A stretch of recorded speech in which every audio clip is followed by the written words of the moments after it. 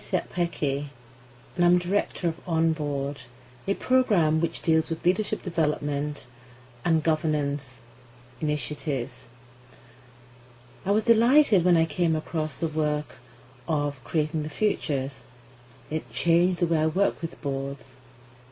What I did previously was to work with leaders and design with them a set of options, a diagnostic, give advice, and arrive at solutions.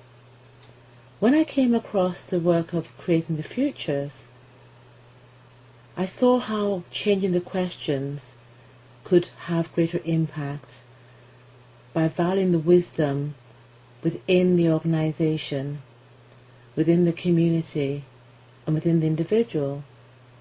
I changed the set of questions that I asked leaders.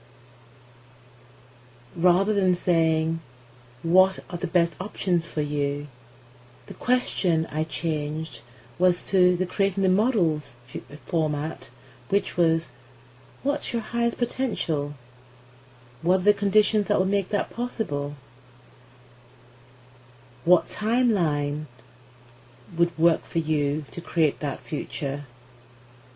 So today we'll be looking at leadership through a different lens. And working with the model of changing the futures, leaders become cognitive of the fact that it's not about lording things over them, but actually it's about working in collaboration with community initiatives, with people in the community to achieve their highest potential. I've seen this work in practice where a group that was falling apart, chief executive and chair, a board that wasn't functional, they just lost a chief executive and an interim CEO was in the role, and they had senior leadership team which had left and everything was in disarray. And they asked me to come in and work with them. Rather than cast blame or guilt or do all the other things that seem to be a way of carrying out a diagnostic, I simply asked them this question. If you were to achieve your highest potential, what would that be? Describe that to me. Tell me about your values, your vision, what you think you are about, why you do this work. First of all, the people were surprised, and then they got a sense of curiosity because this was a different way of being. And so was born an initiative which got them to think about their systems and their processes and their procedures and see that they were in no way crafted to do what they intended it to do. Rather, they were getting in the way of them being successful and having an impact.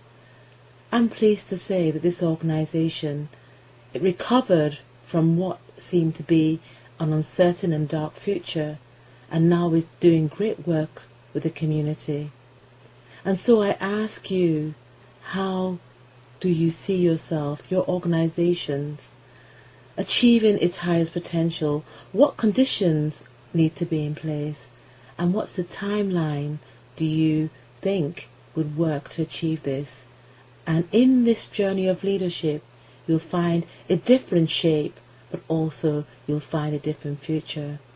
Join us in that journey and make possible the impossible. Thank you so much for listening.